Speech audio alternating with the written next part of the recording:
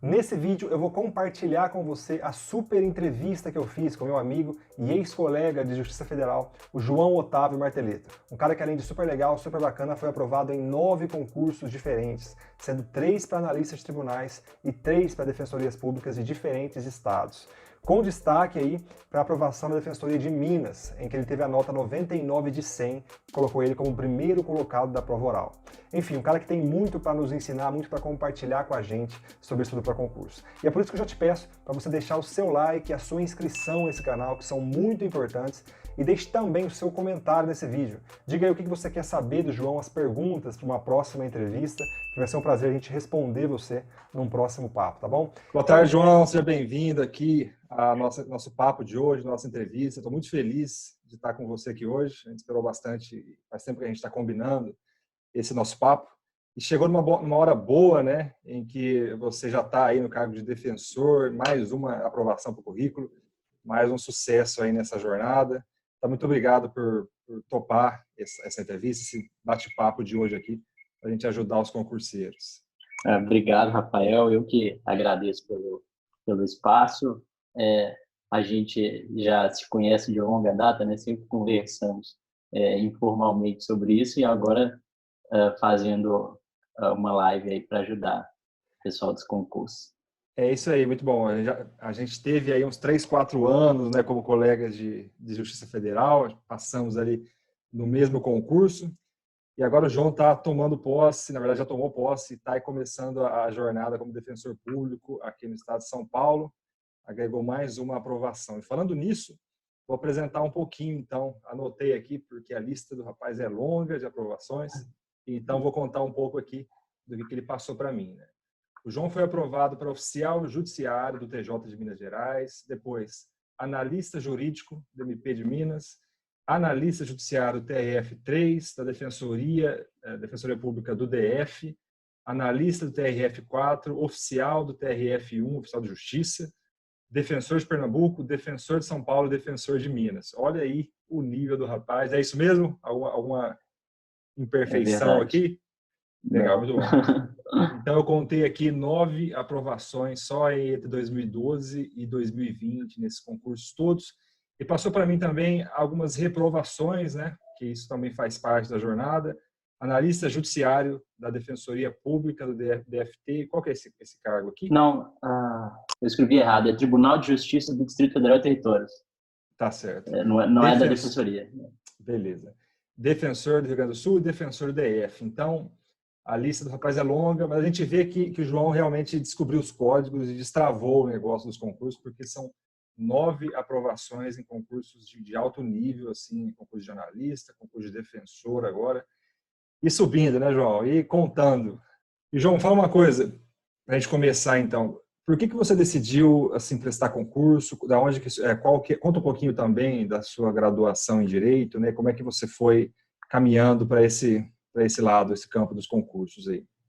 Eu já adianto, né, de antemão aqui, que eu vou mencionar muitos métodos, muitas impressões que eu tenho sobre o estudo nos concursos, que são métodos muito incomuns, assim, são métodos que poucas pessoas utilizam e que muitas vezes, quando eu falo, as pessoas sentem um certo estranhamento, assim. Por exemplo, eu nunca tive o hábito de ler lei seca. Eu nunca fiz isso. Peguei o vade-mecum e li a lei seca. E possivelmente a grande maioria dos aprovados em concurso vai te dizer, não, eu li a lei seca.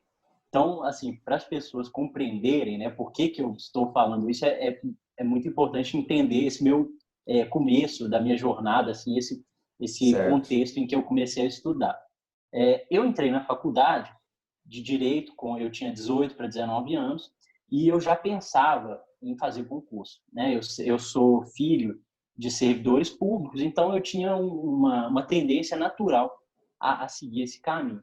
Mas eu tinha uma visão do que iria ser o meu estudo para concurso completamente diferente do que acabou sendo, né? Eu tinha aquela visão assim meio pequeno burguesa, digamos assim, do candidato que acha que vai terminar a faculdade e aí vai continuar sendo sustentado pelos pais, só estudando para passar num concurso top, né? Que é um pensamento que muita gente tem, assim, eu vou formar, vou ficar só estudando 3 anos, só assinando algumas peças ali para ter a prática jurídica e depois eu vou passar no concurso que eu quero. E eu tinha um pouco dessa visão, assim. Só que logo no começo da faculdade, ocorreu um evento que alterou isso de uma forma muito importante, né? Eu conheci a Priscila, que, para quem não conhece, é a minha esposa hoje, e a gente começou a namorar, era o final do... Isso era no segundo ano da faculdade, quando a gente começou a namorar, assim. E a gente ficou muito apegado, assim, e a gente queria casar. Aí logo a gente já queria casar. E 2 meninos novos, de 19 para 20 anos, como que faz para casar? Né? E aí a primeira ideia que nós tivemos é o quê? Vamos fazer concurso. Né? É o caminho, ainda mais que a gente estudava direito, a gente era colegas na faculdade, lá em Belo Horizonte. Aí nós falamos, não, vamos fazer concurso. E, né, mais ou menos nessa época, por coincidência, estava para abrir o edital do Tribunal de Justiça, do cargo de oficial judiciário, que foi o primeiro cargo que eu ocupei. Né? E aí, como é que eu fiz? Nessa época, faltava mais ou menos uns 6 meses para o concurso. Estava para sair o edital, ainda não tinha saído, mas era praticamente certo que eu ia sair. Então, o que eu fiz? Eu, nessa época, eu estudava na faculdade, eu fazia minha graduação de manhã, de tarde eu tinha estágio, e aí, ou seja, eu só tinha a noite para estudar e os fins de semana. Então, o que eu fiz? Eu me matriculei num cursinho, na época ainda tinha muito cursinho presencial, né? As videoaulas ainda não estavam tão difundidas, isso era em 2011 para 2012. Aí eu me inscrevi nesse cursinho e as aulas eram à noite. Então eu ia para a faculdade de manhã, de tarde eu fazia estágio e de noite eu assistia a aula. Aí eu fiz esse cursinho mais ou menos uns 2, 3 meses. Quando foi chegando mais para o final, eu já estava muito cansado, porque essa rotina era extremamente cansativa. Eu saía de casa 7h30 da manhã para estudar e chegava em casa às 11 horas da noite. Né? Então era uma rotina extremamente cansativa. Quando foi chegando no finalzinho, eu comecei a perder aquele gás, eu não conseguia assistir às aulas. Sim. E quando eu estava lá na aula, eu me dispersava, né? Ficava sem atenção, e eu vi que aquela rotina não estava dando muito certo. Quando virou o ano de 2011 para 2012, saiu um outro cursinho, aí o edital desse concurso saiu um outro cursinho que era aos finais de semana. Aí eu me inscrevi. Então, como é que ficou minha rotina de estudos? Eu fazia faculdade de manhã, estágio à tarde, e de noite eu passei a não ter mais aula, porque as minhas aulas eram no fim de semana. Né? Então, de noite, eu lia a lei seca. Era um concurso... Esse concurso do Tribunal de Justiça de Oficial é o equivalente ao que outros órgãos chamam de escrevente ou de técnico judiciário. Né? O cargo de nível médio para trabalhar no Poder Judiciário. Então, assim, o concurso é basicamente uma lei seca, é decoreba de lei. Então, eu estudava de noite, eu estudava o texto da lei, lia as apostilas e, durante o fim de semana, eu assistia às aulas. Né? Eu fiz isso mais ou menos uns 3 meses, foi uma rotina, novamente, extremamente desgastante. Né? Eu praticamente estava ocupado de segunda a segunda-feira, o dia inteiro, porque quando eu não estava na faculdade ou no estágio, eu estava estudando. Então, isso me esgotou muito. Né? E aí, quando foi na última semana da preparação para esse concurso, aconteceu uma coisa assim que mudou a minha perspectiva dos concursos para sempre. Eu acho que foi assim, o grande clique que eu tive que me ajudou a ter tanto sucesso assim, nos concursos. Quando foi na última semana, eu já tinha assistido muitas aulas, já tinha lido a apostila, né, com a lei seca. Então eu falei assim, eu vi uma apostila de exercícios, de resolução de exercícios, que tinha, sei lá, devia ter uns 400 exercícios. Aí eu peguei essa apostila e falei, eu vou fazer esses exercícios aqui, eu vou tirar essa última semana para fazer esses exercícios. E ao mesmo tempo que eu fiz isso, teve um colega meu da faculdade que era um sujeito que era muito nivelado comigo, né? Porque ele era da mesma faculdade, tinha a mesma idade, tinha assim, a mesma base de português, de tudo que eu. Então, assim, as nossas situações eram muito niveladas. Mas ele não tinha estudado nada do que eu estudei antes. Né? Ele chegou para mim na última semana e virou para mim e falou assim: você comprou essa apostila de exercício? Você me empresta para eu tirar o xerox? Falei, não, empresto, tal. Eu tirei xerox, passei para ele. E nessa última semana, quando eu comecei a resolver os exercícios, as primeiras questões que eu resolvia, eu via que eu errava muito. Aí eu falava assim, gente, pelo amor de Deus, eu estou estudando igual um louco há 6 semanas e eu estou errando tudo. Essas primeiras. Mas eu fui vendo que aquelas questões, elas se repetiam muito. E Sim. aí, quando eu estava chegando no fim de cada matéria, eu via que eu já acertava, já estava acertando muito, porque eu decorava diversas questões que eu tinha feito anteriormente. Então, pois bem, aí chegou a prova, e eu lá, na hora que eu estava respondendo a prova, eu vi, assim, com muita clareza, que aquela uma semana que eu tinha feito de exercícios repetitivos, ela tinha me servido muito mais do que os 6 meses que eu tinha estudado por aula e por leitura de apostila. Né? Sim. E para confirmar ainda mais essa impressão que eu tive, esse meu colega, que era um colega extremamente nivelado comigo, ele passou também. E lá Sim. da nossa faculdade, foram muitos os que fizeram essa prova e só nós dois passamos. Sim. Aliás, é interessante assim, que antes disso não, na verdade sempre, em toda a minha faculdade, eu nunca fui um aluno de destaque. Né? É lógico que era um nível bem alto que eu fazia na Universidade Federal de Minas, né? Os alunos tinham um nível alto, mas assim, Certo. eu sempre fui um aluno mediano dentro da minha sala. Nunca me destaquei, salvo em algumas matérias, assim, processo penal, talvez penal, mas nunca fui um aluno de destaque, assim. Pelo contrário, tinham muitos alunos que eram muito melhores que eu. Né? E aí, esse evento de ver a importância que foi fazer esses exercícios naquela reta final, ela me guiou por toda a minha vida, assim, nos concursos. Né? Então, depois disso, eu tive a felicidade de passar nesse concurso. Mais ou menos uns 9 meses depois, eu fui nomeado, ou melhor, acho que um ano depois da prova eu fui nomeado, e aí eu comecei a trabalhar.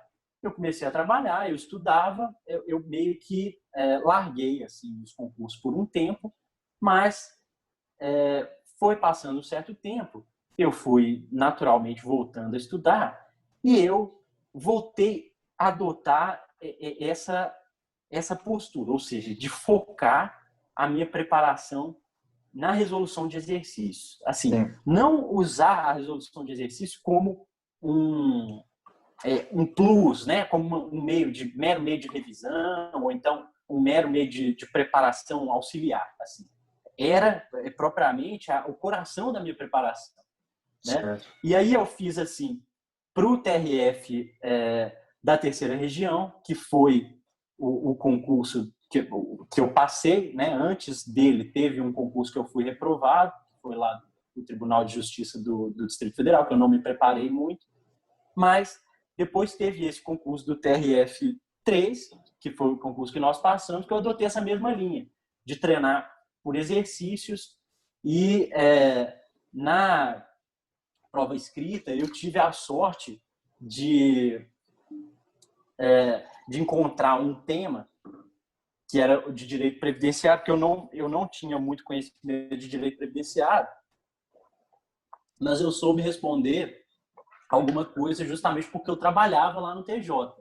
Né? Isso é interessante também. O fato só pontuar aqui, essa questão é importante. Você falou, e aí eu vou traçar também um paralelo com o que eu fiz, né, na minha preparação, que eu assinei o que concursos, na plataforma lá quando eu estava estudando, e eu lembro eu ia acompanhando as estatísticas, e eu lembro ali de ter feito umas 10 mil questões da FCC, e até chegou uma hora que não tinha mais questão da FCC, praticamente, do nível e do padrão de prova do TRF3.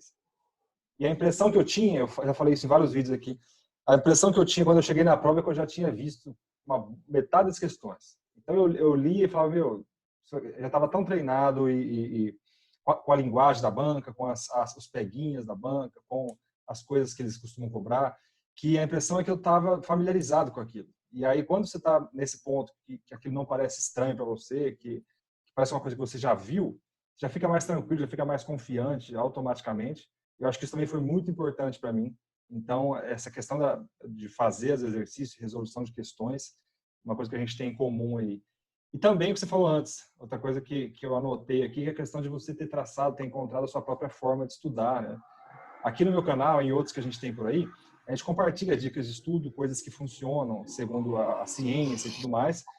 Só que existem algumas coisas que funcionam para todo mundo. Por exemplo, você se concentrar para estudar, você não estudar fazendo outras coisas, você fazer revisões de alguma forma. São coisas que vão funcionar para todo mundo e que vão ser importantes para todo mundo.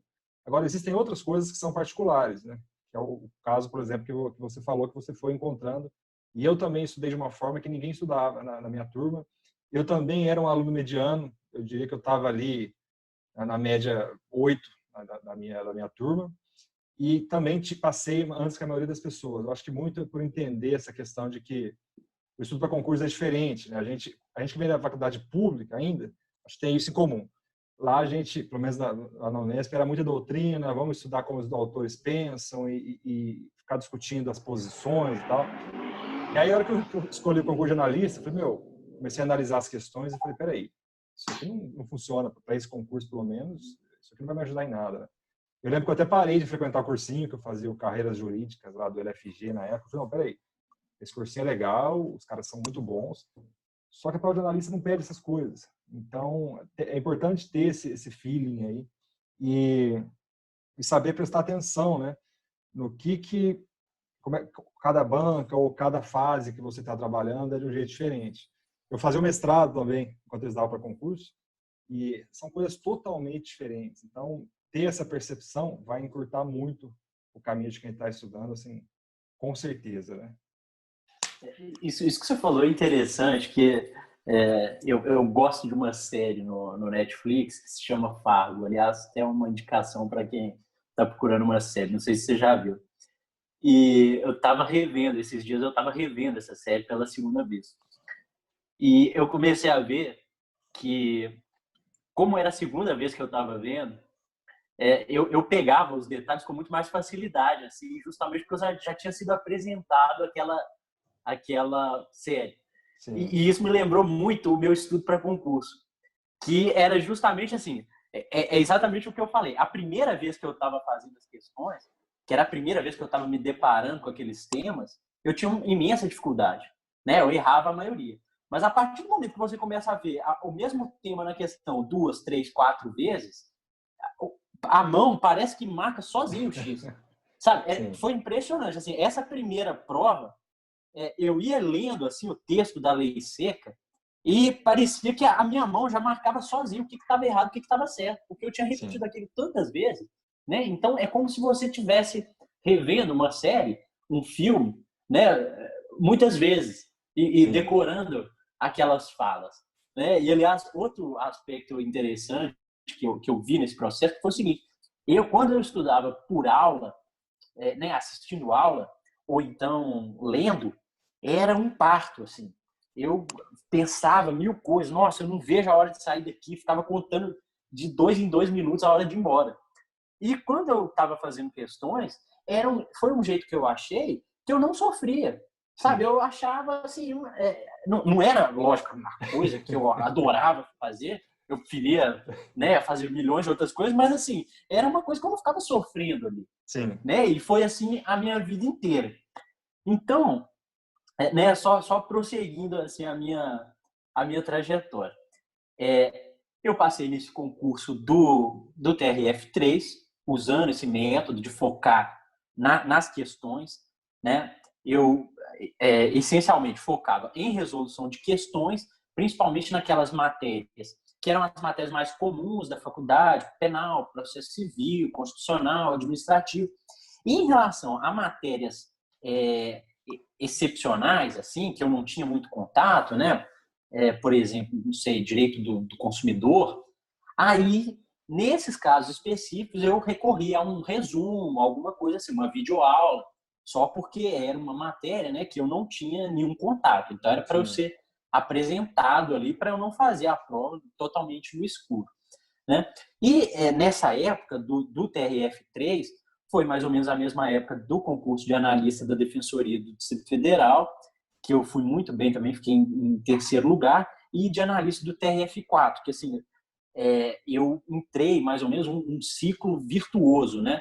Eu fazia a prova, aí eu ia bem, ganhava motivação para estudar mais e confiança para fazer as próximas provas, né? Então, isso é importante também. Você está sempre fazendo provas, porque se você estuda corretamente e faz as provas sempre, você entra numa espiral ascendente, né? Uma prova te leva a melhorar o desempenho da outra. Então, assim, eu passei nesses 3 concursos e como eu estava esperando ser nomeado no TRF3, que era já um cargo muito bom que eu tinha conseguido, eu acabei que parei por aí. No ano de 2014, eu meio que parei de estudar para concurso, né? Eu precisava também concluir minha faculdade, fazer minha monografia. Então, eu dei um tempo nessa época. Aí, depois disso, me casei, vim aqui, assumi o cargo do TRF3, né? Vim para Catanduva. Então, acabou que eu fiquei assim, entre 2 anos e meio, sem estudar praticamente nada. Quando foi no ano de 2017, eu já tinha 1 ano e meio, mais ou menos, de Justiça Federal, eu comecei a ter uma certa vontade de voltar para casa. Assim, né? Eu sou mineiro, vim aqui para o interior de São Paulo, comecei a ter uma certa saudade de casa. E, por coincidência, estava para abrir o concurso de servidores do TRF da primeira região. Né? Tinha o cargo de técnico, de analista e de oficial de justiça. Então, eu decidi fazer para o cargo de oficial de justiça, até mesmo para mudar do cargo que eu já estava ocupando, né? E aí, nessa época, eu resolvi adotar a minha mesma estratégia de sempre, de focar na resolução de exercícios, principalmente porque seria um concurso do CESP, certo e errado, né? E quem faz concurso do CESP sabe que tem inúmeros temas que o CESP tem uma verdadeira tara, né? Eles repetem algumas coisas, eles repetem assim incessantemente, né? Algumas súmulas vinculantes do Supremo, algumas súmulas do STJ são cobradas em todas as provas do CESP. E aí, nessa época, eu descobri as plataformas online, né? Você falou aí do que a plataforma que eu me dei melhor foi o TEC. Assim, eu preferi essa plataforma, né? Não vou ficar falando aqui, porque não quero fazer propaganda, mas por diversos motivos foi a que eu me adaptei mais, era a que eu gostava mais. E aí eu comecei a adotar essa técnica fazendo as questões online, que melhorou em relação àqueles livros de resolução de questões, né? Porque as plataformas te dão estatísticas, é mais legal do que fazer num livro. Né? E aí eu utilizei essa mesma técnica, resolvi, sei lá, antes da prova, mais de 2.000 questões do CESP, e isso novamente, na hora que eu cheguei lá na prova, a mão ia praticamente sozinha, porque os temas se repetiam, né, sem parar. E aí, assim, eu consegui também uma aprovação, uma colocação muito boa nessa prova. Eu tinha separado uma questão, uma pergunta para você, João, que você já está aí dando as pistas, que é o seguinte, né? O que tem que acontecer, o que é importante, é essencial para você, para que uma sessão de estudo seja boa, né? Para que um dia de estudo seu, você fala, hoje o dia valeu a pena, hoje eu consegui avançar. O que tem que acontecer, quais são as etapas do seu estudo? Compartilha um pouquinho com a gente. Olha, eu acho que o mais importante é você encontrar um método que faça do seu estudo minimamente prazeroso, né? Eu, por exemplo, assistindo videoaula, eu começo a assistir uma videoaula, dá 5 minutos, parece que a cadeira tem prego, assim, me dá um desespero, me dá uma ânsia, assim, e eu não consigo. E se você me perguntasse, me fala 5 coisas que você já aprendeu em videoaula, eu não vou saber te responder, justamente porque eu não consegui me concentrar. Né? E, por outro lado, resolver questão, principalmente em sites de internet, foi um método que eu me divertia, de certa forma. Né? eu passava horas ali fazendo, sem ver o tempo passar, né? Coisa que se eu fosse sentar para assistir uma aula ou para ler uma doutrina, eu nunca iria conseguir. Sim. Aliás, ler doutrina é outra coisa que eu nunca consegui fazer, assim, de ler 10, 15 páginas, para mim é a coisa mais difícil do mundo. Então, sobre eu acho vídeos e videoaulas, eu agradeço todos os dias o cara que inventou aquele botãozinho de acelerar. Porque eu praticamente tudo que eu assisto, eu acelero ali os 25% do YouTube, por exemplo, e isso aí virou, assim, essencial para mim. Mas então, assim, né, prosseguindo na minha trajetória, eu passei nesse concurso de oficial de justiça do TRF1, que era um concurso do CESP, e na trajetória de estudar para esse concurso, fazendo questões do CESP, eu fiz muitas questões do CESP de defensoria pública, né? E eu sempre tive uma vontade de ser defensor público desde a faculdade, mas até esse momento eu nunca tinha pensado com seriedade em estudar para ser defensor público, porque Sim. eu tinha uma ideia na minha cabeça que, aliás, muita gente tem, de pensar assim, não, eu preciso construir uma base ainda, eu não sei nada, né? Muita gente pensa isso. E eu acho que resolver questão é bom também por causa disso. Você vê efetivamente se você está preparado ou não. Porque Sim. às vezes na sua cabeça você não tem base, né? Todo mundo fala, não, eu preciso construir uma base antes. Eu preciso assistir um curso inteiro lá do ênfase, do G7. Ou então eu preciso ler o Fred de Dieu, os 4 volumes de cabo a rabo. Sim. Né? Senão eu não vou saber nada de processo civil. Mas às vezes você respondendo as questões ali, você vê que você está preparado, mesmo não tendo feito isso, né? Só com aquele conhecimento que você tem da sua faculdade, da sua vivência, enfim. Né? E quando eu fui fazendo essas questões certas, eu vi que eu estava indo bem nessas provas de defensoria. Né? Eu ia lá e pesquisava quanto que tinha sido a nota de corte das provas, e aí eu pensava assim, gente, eu acertando tanto que eu estou acertando aqui, eu acho que teria chance de ir para uma segunda etapa de defensoria. Né? Então, treinando por questões, eu vi que eu tinha condição de já fazer, mesmo sem ter na minha cabeça uma base, de já estudar para ser defensor e fazer prova de defensor. Né? E, por uma feliz coincidência, aproximadamente 2 meses depois dessa prova do TRF1, teve a prova de defensor público de Pernambuco, que seria CESP também. Né? Então, eu emendei uma preparação na outra, eu continuei fazendo questões CESP, e aí eu juntei também com questões de defensoria pública, né? E fiz aquilo. Em relação às matérias que eu não tinha conhecimento, direito do consumidor, direitos difusos, criança e adolescente, aí eu peguei resumos, né, sinopses jurídicas, ou então videoaulas para ter aquele primeiro contato, para não chegar na prova totalmente despreparado. Então, acabou que essa prova de Pernambuco, de defensor de Pernambuco, eu vim de muitos meses com um treinamento muito intenso de questões, né? E, por consequência, eu tive um desempenho muito bom na primeira etapa. Né? Lá foi uma prova até um pouco atípica, foi uma prova assim, relativamente fácil, então a nota de corte foi muito alta, foi uma nota de corte depois dos recursos, salvo engano, 83, e eu acertei 88 das 100, né, nessa prova.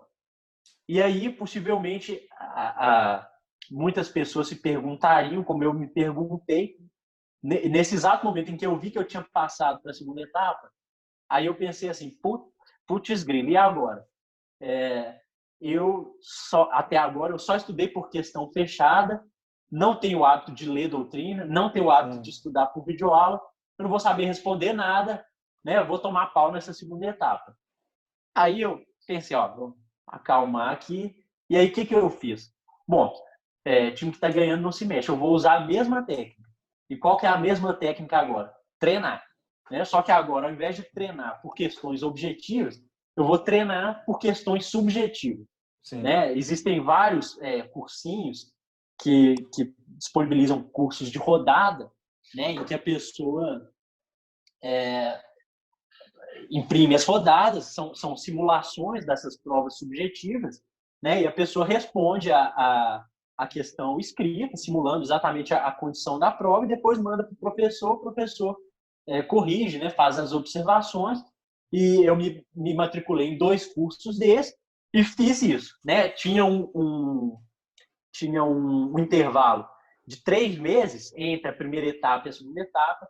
Eu nunca tinha treinado para nenhuma segunda etapa, então eu comecei realmente do zero, né? E treinei assim, treinando, né? A mesma coisa que eu fazia na primeira etapa, fazendo questões objetivas, eu fiz na segunda etapa, Sim. treinando questões subjetivas. Treinava peça, treinava questões dissertativas, e nisso eu devo ter respondido, entre peças e questões dissertativas, uma coisa assim, algo de 60 peças e questões nesses 3 meses, que era muita coisa, né? E eu cheguei na prova, na segunda etapa, extremamente preparado também, porque eu já tinha treinado aquilo tantas vezes que é como se eu fizesse sozinho aquilo, né? É uma coisa assim que a repetição ela te leva a fazer de uma forma quase que automática, Sim. né? E aí assim eu levei uma certa sorte nessa segunda etapa, porque além de estar treinado, caíram nas questões dissertativas um tema que era de direito penal, que era relacionado justamente à minha monografia na faculdade, né? Isso também conta em concurso, a sorte. Com certeza. Mas, aliás, eu vou abrir um parênteses depois para dizer por que isso não é só sorte. E uma outra questão, que era de constitucional, que eu respondi com os conhecimentos que eu tinha da prova fechada, né? Essas etapas, embora elas sejam diferentes, elas não são estanques, assim, não existe uma divisão estanque entre primeira e segunda etapa, né? O conteúdo é o mesmo, é só a forma de cobrança que se altera, né? Na prova oral, a mesma coisa. E aí, só explicando por que eu iria abrir esse parênteses, né, que não é sorte. Quando a gente diz que o concurso é que escolhe a pessoa, né, muita gente gosta de falar assim, o concurso é que escolhe. É que o examinador, a instituição, ela estabelece um parâmetro do candidato que ela quer, né? Por exemplo, essa prova dissertativa que eu dei sorte, o tema era medida de segurança, né? Que é aquela, para quem não conhece, é a espécie de sanção penal que é aplicável à pessoa que tem algum sofrimento mental, né? Tem alguma enfermidade mental, em razão disso ela comete o delito, e aí essa é a espécie de sanção penal aplicável. Esse é um tema totalmente caro à Defensoria Pública, né? Porque a Defensoria Pública, esses agentes com sofrimento mental, na grande maioria das vezes, eles são defendidos pela Defensoria Pública, porque são pessoas pobres, né? Carentes, sem condição. E eu tinha feito essa monografia na faculdade, o que mostra, né, que eu estou alinhado com o perfil da Defensoria Pública. Sim. Então, se você escolhe uma carreira com a qual você está alinhado, a chance de você dar sorte, entre aspas, né, ela é muito maior, porque você está habituado àqueles temas que são importantes para aquela instituição. E, né, nesse contexto, eu fiz essa segunda etapa, passei de novo, treinando.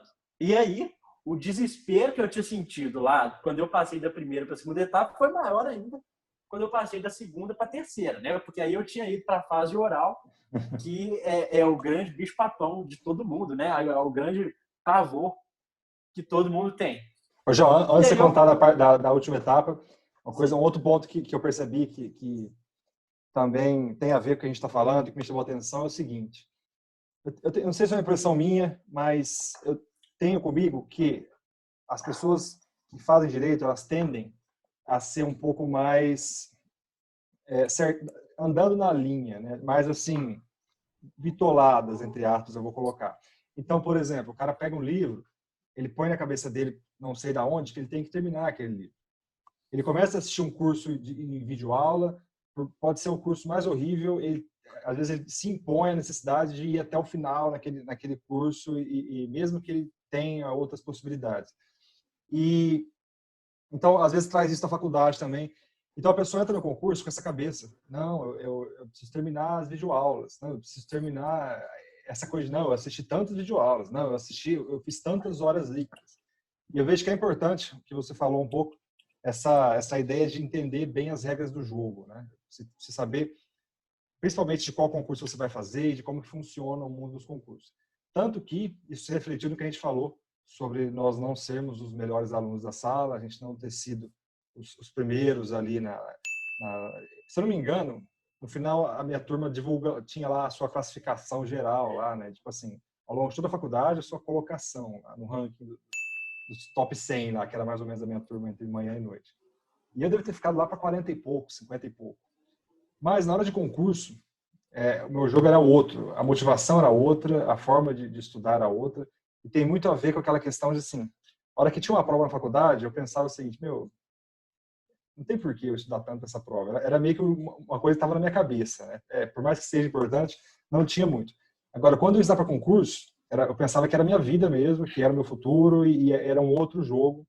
Então, a gente tem que entender que às vezes você pegar os atalhos aí no sentido positivo, né, de você não ter que ficar fazendo tudo conforme todo mundo está te falando e não ter que ficar, por exemplo, a aula não está boa, deixa essa aula, vai procurar outro material. Eu pagava cursinho na época, o Carreiras Jurídicas, eu parei de ir nas aulas porque eu falei, não, isso aqui não é o que vai cair na minha prova. Eu já percebia que fazendo as questões, né, que a gente falou. Eu fazia centenas de questões de FCC, eu falei, mas cadê a doutrina aqui? No caso de analista, né, e de concurso de tribunais. Cadê a doutrina? Cadê a jurisprudência? Para quê? Aí dizem que até as coisas estão mudando um pouco ultimamente, mas na minha época era isso e deu muito certo porque eu peguei isso no ar, né? Por mais que muita gente falasse que não era bem isso, eu fui percebendo que o custo-benefício não valia a pena. Às vezes o cara fala assim, mas e se cair lá uma questão de doutrina? Eu falo, tá bom, pode cair, mas vai ter 79 da lei seca, então o que eu vou focar, né? Então é muito importante essa questão de você ser estratégico, né? Acho que isso define bem, de você entender que estudar para concursos não é igual você estudou a sua vida inteira, não é da mesma forma. Você pode fazer de outras formas mais eficientes, né? Você concorda? É muito interessante você falar isso, porque assim, eu acho que todo mundo tem idealiza um concorrente, um modelo de concorrente. Todo mundo pensa assim, não, eu estou concorrendo com um cara que leu todas as doutrinas da Juspódio de cabo a rabo e que assistiu todas as aulas do G7, do ênfase, do estratégia, e é um cara que já tem a base perfeita. Eu acho que muita gente, assim, mentaliza essa pessoa, esse concurseiro ideal, né, e pensa que as aprovações são obtidas por essa pessoa. Só que essa pessoa não existe. Eu fiz 4 provas orais de defensoria, então, assim, eu convivi com inúmeros dos melhores candidatos assim, para a defensoria, e eu posso afirmar com toda certeza que essa pessoa não existe. Ninguém faz isso. Ninguém leu doutrina de cabo a rabo, ninguém assistiu todas as videoaulas. Eram simplesmente pessoas que estudaram de uma forma inteligente, focada. Aliás, um outro ponto importante também que eu vi nessas caminhadas de prova oral é que a grande maioria das pessoas que chegam em prova oral, ao contrário do que muita gente pensa, são pessoas que trabalham, né? São pessoas que já ou exercem um cargo público, né? Ou mesmo advogam. Uma minoria são aqueles que só estudam, eles não são maioria, ao contrário do que muita gente pensa, né? O que mostra que não é tanto sobre quanto tempo de estudo você tem ou quanto de energia você tem para estudar, né? E muito mais sobre o que como é sua estratégia, né? E como é sua inteligência para estudar, para focar naquilo que interessa. E em relação a isso, aliás, é uma coisa que a resolução de questões me ajudou muito também, que é exatamente o que você falou. Né? Você fazia 80 questões e você via que só uma era doutrina. Quando você está lendo um livro, além do ato de ler um livro ser comprovadamente um ato de baixa memorização, né? Você memoriza pouco daquilo que você está lendo, ainda você vai ler muita coisa inutilmente, que não vai cair nunca. Então, resolvendo questões, eu era direcionado para aquilo que importava. Né? Eu tenho muito livro aqui em casa, né? Eu tenho uma biblioteca que eu usava, mas eu usava como apoio, né? Sim. Não como a base do estudo, eu usava como apoio. Eu via ali uma questão sobre um certo tema, eu ia lá, dava uma folheada. Né? Os temas que repetia muito, aí eu lia esse tópico no livro, né? Alguns tópicos eu lia, porque caía muito. Mas eu não lia de cabo a rabo, não li nenhum livro de cabo a rabo, não assisti nenhuma videoaula de cabo a rabo. Né? Se eu fosse pensar assim, se eu fosse esperar um momento em que eu pensasse que eu estava realmente preparado, eu nunca teria me lançado, né, no mundo dos concursos, muito menos no mundo dos concursos para a Defensoria Pública. Tá certo. E aí, contando um pouco da prova oral, né, o que eu fiz? Mesma estratégia novamente. O time que está ganhando não se mexe. E aí, o que eu fiz? Me matriculei em vários cursos para a prova oral, né, que são cursos em que você treina arguições, né? Treinei muito. A prova oral, especificamente, é realmente aquela prova em que assim o conteúdo faz muita diferença. Então, eu treinei muito, mas durante essa preparação eu vi que assim que o fato de eu estar ainda um pouco cru, né? Nessa época eu tinha assim praticamente só 6 meses estudando para o concurso da Defensoria Pública, né? Então eu estava meio cru e eu vi que eu sofri um pouco nessa época de preparação para a prova oral, mas eu treinei muito, né? E eu consegui. Aí eu fiz a prova, eu não fiquei numa posição boa nessa prova oral, eram 200 na prova oral, eu fiquei mais ou menos assim 120, se considerar só a nota da prova oral, né? No concurso eu fiquei numa posição melhor, porque nas outras etapas eu tinha ido muito bem. E aí eu passei, deu certo. E ao mesmo tempo em que estava tendo essa prova de Pernambuco, começou o concurso da Defensoria Pública do Rio Grande do Sul. E aí eu fui usando as mesmas técnicas, né, de treinar, aquilo que eu falei surtiu efeito novamente, que é a questão do ciclo virtuoso, né, do espiral ascendente, Sim. porque uma prova gera conhecimento para outra, e aí você gera conhecimento, você vai bem na prova, isso gera confiança, né, e aí gera motivação para estudar, e assim você vai se desenvolvendo. E aí, como eu estava fazendo essas provas ao mesmo tempo, acabou que uma ia puxando a outra. Eu cheguei na prova oral do Rio Grande do Sul também e fui reprovado, né, na prova oral do Rio Grande do Sul. Aliás, acho que até não seria fugir do tema, mas se alguém tiver interesse aí de comentar, né, especificamente como que é essa experiência de ser reprovado numa prova oral, né, que é um bicho-papão para muita gente, depois a gente pode até fazer uma outra conversa Eu tava pensando especificamente nisso sobre isso. depois. Aqui a gente vai deixar aqui o espaço nos comentários aqui, e a gente pode depois fazer uma outra sessão aí para responder perguntas que surgirem de quem está estudando para as provas de defensoria, enfim. Quem tiver uma dúvida sobre o que a gente está falando, sobre a preparação do João, e enfim, deixa aqui nos comentários e depois a gente vai, quem sabe, a gente faz capítulo 2 aí desse papo. Né? Então, eu fui reprovado nessa prova do Rio Grande do Sul.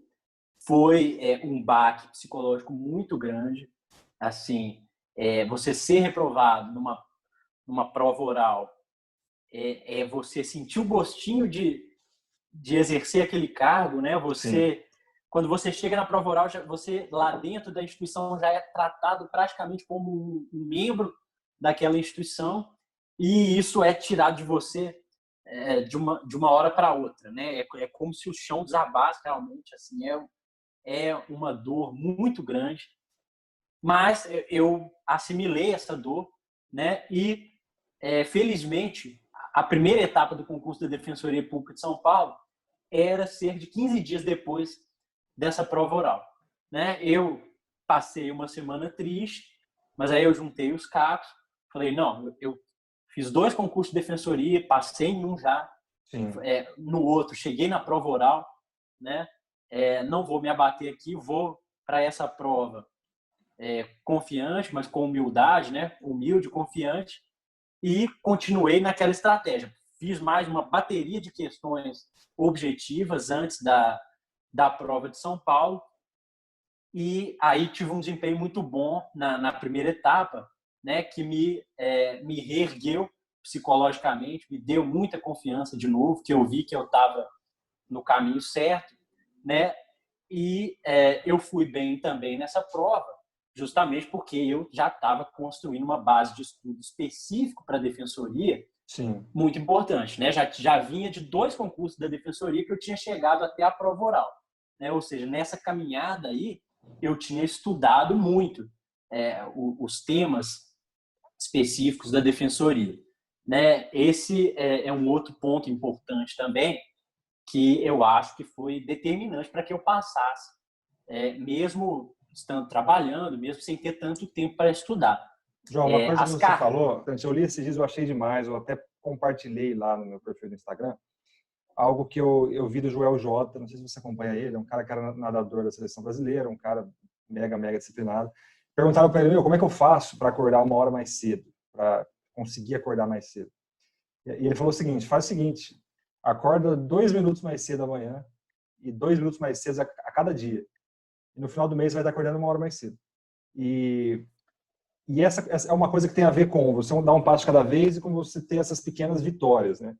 Porque essas pequenas vitórias elas vão te dando a dopamina, e eu não lembro agora os neurotransmissores exatos, mas vai te dando esse estímulo aí, você vai para a próxima e você vai de degrau em degrau. O erro de muitas pessoas é mirar muito alto logo de começo. Então, o cara nunca estudou, nunca teve hábito de estudar na vida, aí ele vai, é igual aquela pessoa da academia, que o cara nunca treinou na vida, ele vai lá e faz um plano anual da academia. E aí depois ele vê que a academia não é aquilo que ele pensava. Ele vê que aquele tanquinho não é da forma que ele pensava. Então, a mesma coisa do estudo. O cara nunca estudou, nunca teve um estudo consistente na vida. E ele quer, ou eu estudo 4 horas direto, já começo estudando assim 3, 4 horas por dia, ou eu não vou nem começar. Tem essa mentalidade. E ela atrapalha muito, né? Porque a pessoa chuta o balde, às vezes ela consegue 2, 3 dias, mas depois ela trava.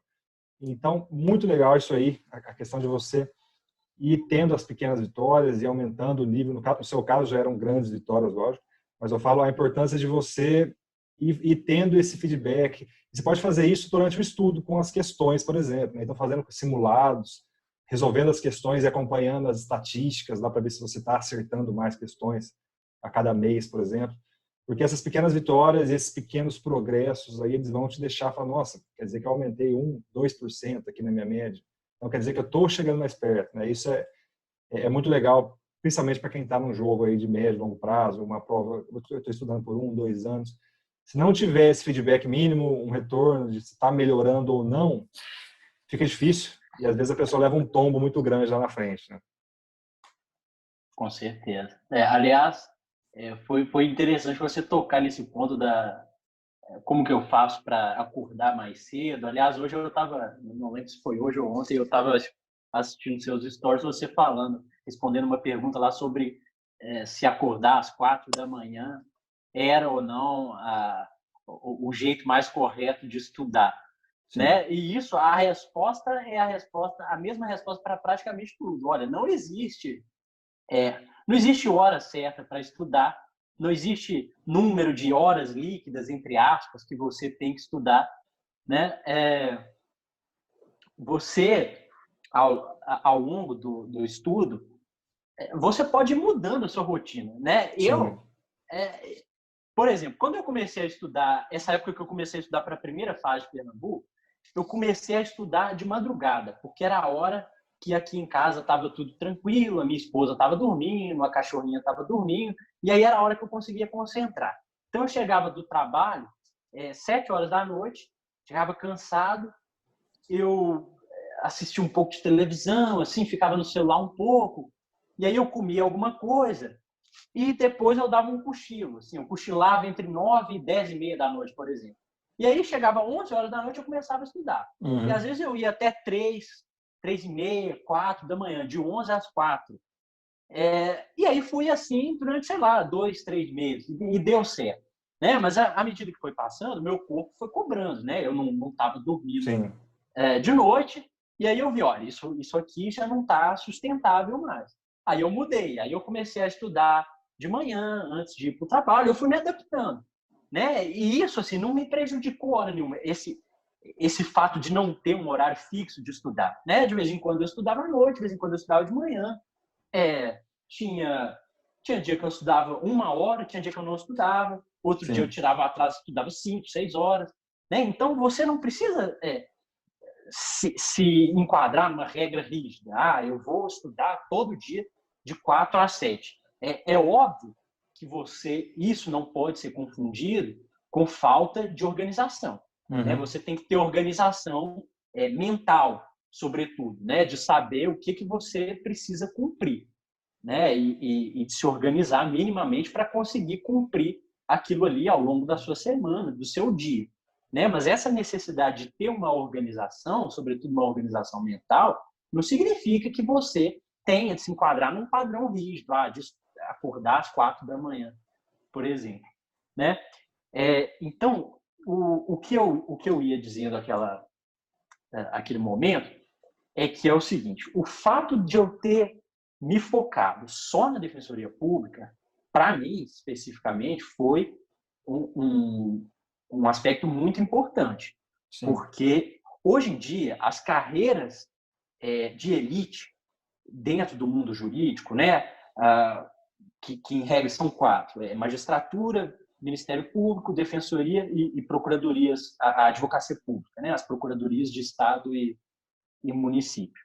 Essas carreiras, as provas são muito especializadas. Né? Os julgados que eles cobram costumam ser os mesmos, os dispositivos legais costumam ser os mesmos, né? A doutrina costuma ser a mesma.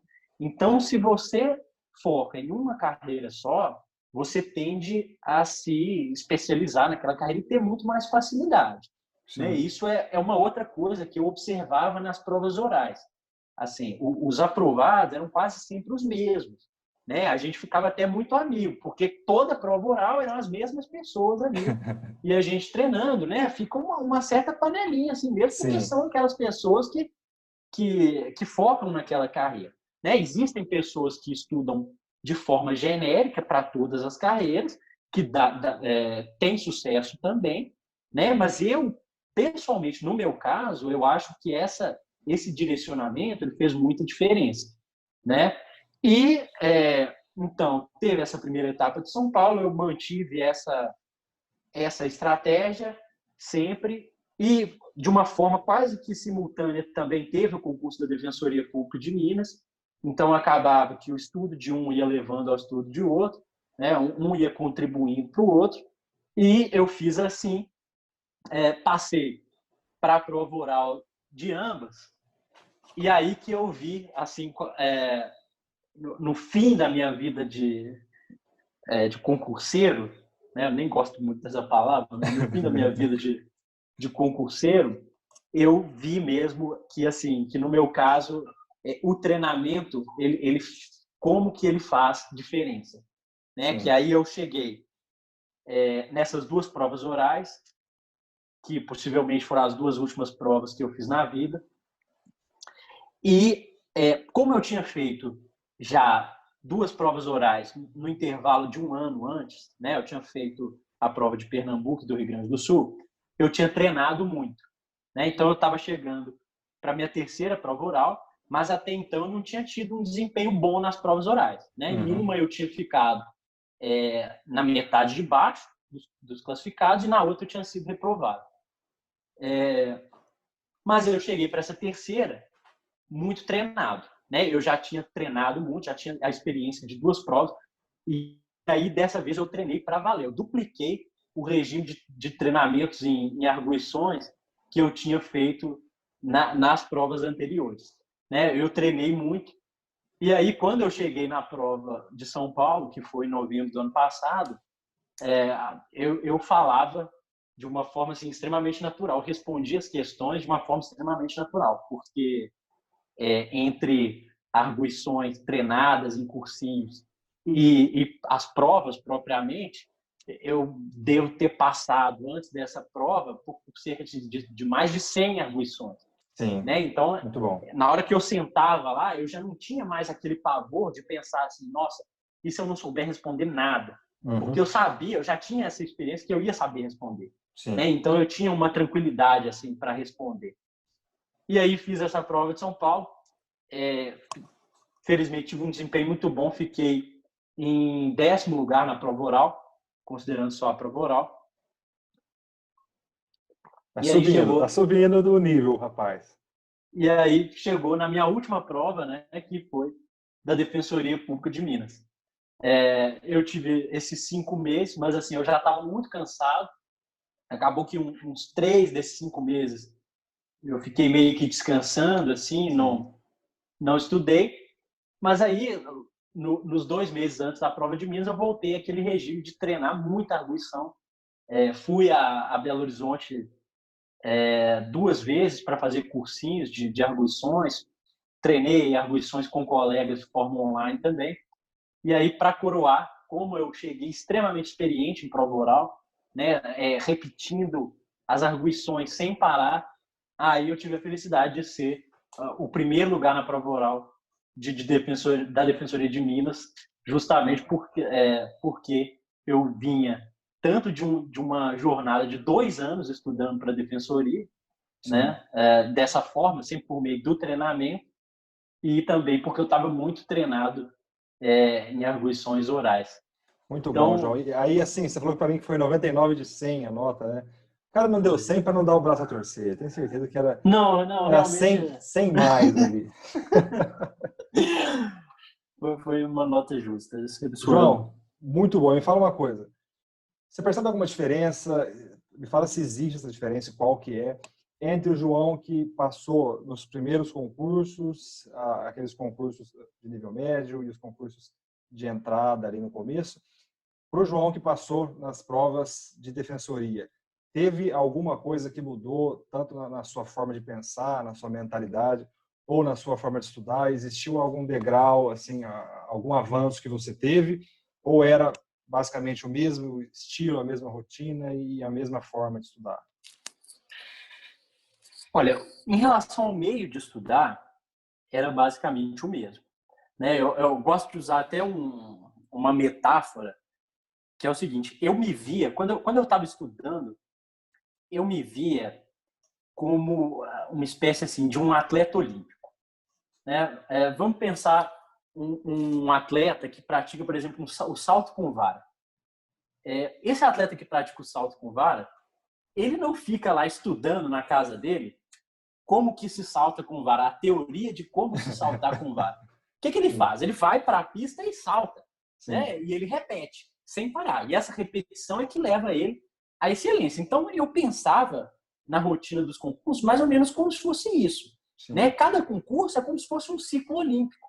E aí, naquele ciclo olímpico, você tem que repetir o máximo possível a fim de chegar treinado, né? Então, assim, essa filosofia, eu meio que sempre levei a mesma filosofia.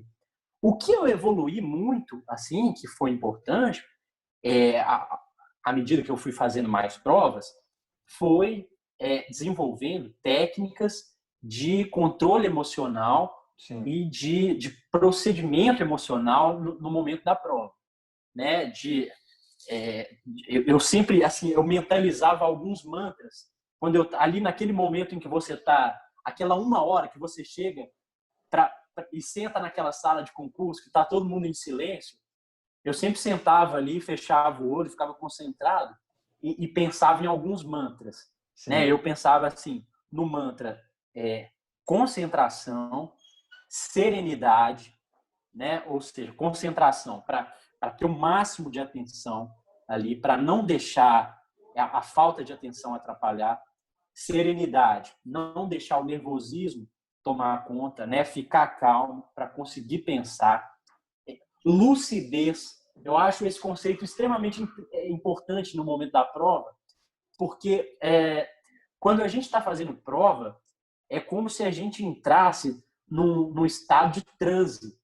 Assim, a gente não fica no perfeito juízo, né? Por mais que a gente esteja calmo, por vezes, quando a gente sai da prova, é como se a gente tivesse saído de um mundo à parte, assim, porque você estava ali em transe. Sim. Né? Então, ter lucidez no momento da prova. Né? Muita gente fala assim, eu errei essa questão na prova e depois, quando eu fui resolver em casa, que eu estava treinando exercício, eu acertei. Por quê? Sim. Porque muitas vezes falta para a gente lucidez na hora da prova.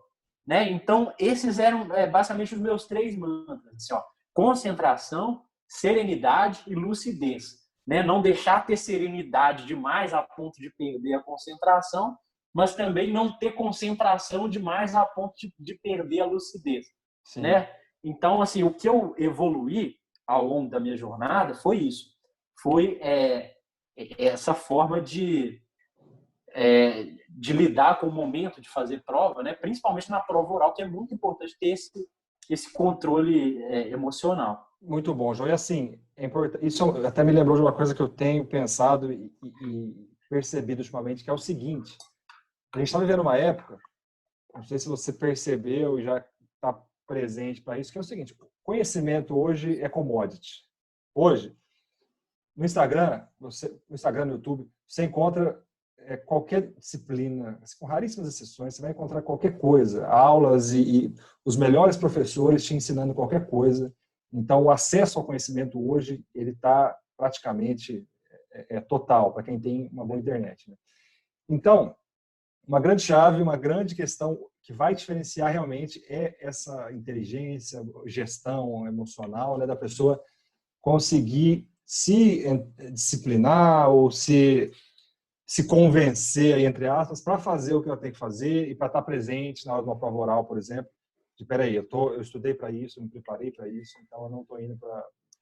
Ninguém está ali com o objetivo de acabar com a minha vida, não é para isso que os caras estão ali. Então, esse é um grande diferencial hoje, porque a informação está muito acessível para todo mundo. Antes, era um grande diferencial. Poucas pessoas tinham acesso à melhor informação, aos melhores livros. Né? E hoje isso está acessível. Então, ter um emocional equilibrado, trabalhar essa parte da mentalidade ao longo da preparação pode ser um fator diferencial, aí, com certeza, principalmente, né, e mais ainda, nessas provas de alto nível, nessas provas mais concorridas do Brasil, aí, como foi o seu caso. Aí diz para mim, se você concorda, se você acha, se tem mais alguma coisa sobre essa parte da mentalidade. E depois, para a gente encerrar, dá aí uma dica final sua, alguma recomendação, qual que é como você fecharia essa live com uma mensagem final para os concurseiros, para alguém que está começando a estudar, ou para alguém que quer aí saber o que é o mais importante de tudo, a dica mais importante para quem está estudando para concursos, na sua opinião? Olha, eu acho que uma dica final, né, que não foi abordada aqui em momento nenhum na nossa conversa, seria o seguinte: você saber onde você quer chegar e qual a sua motivação, né? Eu expliquei como que foi o meu começo da vida para concurso e era uma rotina extremamente desgastante, né? Eu estudava e entre estudo e trabalho eu passava praticamente de 7 da manhã às 11 da noite.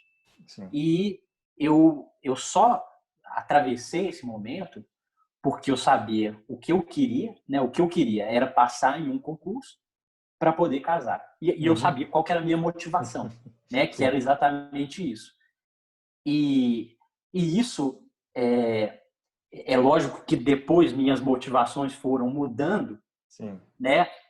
Mas isso me ajudou até mesmo a ter uma vitória inicial, né? E isso que você falou realmente, assim, você tem toda a razão dos hormônios, da dopamina. A maior motivação é realmente aquela carga de hormônios positivos que a gente tem quando a gente consegue ir bem numa prova. Sim. Quando você consegue ficar lá em cima numa primeira etapa, você vê o seu nome lá em cima no olho na vaga, isso aí o seu corpo ele é inundado por hormônios, né? Também não sei o nome, mas que te motivam de uma forma absurda. Você fica viciado nisso, né? Você vicia na vitória. né? A partir do momento em que você consegue as vitórias, você fica viciado nessa sensação de obter esse sucesso. Isso te ajuda muito a, né, a progredir, a evoluir, a entrar nesse ciclo virtuoso, nesse ciclo de coisas positivas. João, obrigado por esse papo, obrigado quem tá assistindo aí até o final. Foi um prazer ter esse bate-papo com você, um cara que conviveu com a gente, foi um cara que marcou lá o Fórum de Catanduva, um cara muito especial para todos nós. Depois espero que o pessoal assista aqui, eles vão concordar comigo com certeza. E depois, quem assistiu o vídeo, quiser deixar questões, perguntas e seu feedback sobre o vídeo, a gente fazer uma possível segunda parte só de perguntas e respostas e alguma coisa importante que surgir, deixa aqui embaixo, deixa nos comentários, comenta. A gente vai fazer o possível para fazer essa segunda parte e dar mais dicas, mais conselhos aí para quem está nessa jornada. Obrigado, João, um abraço, sucesso nessa nova etapa que você entrou agora. Vai ser um defensor de excelência aí, com certeza. A sociedade vai ganhar muito com você. E até as próximas vezes aí. Obrigado, Rafael. Um abraço, viu? Valeu. Até a próxima. Valeu.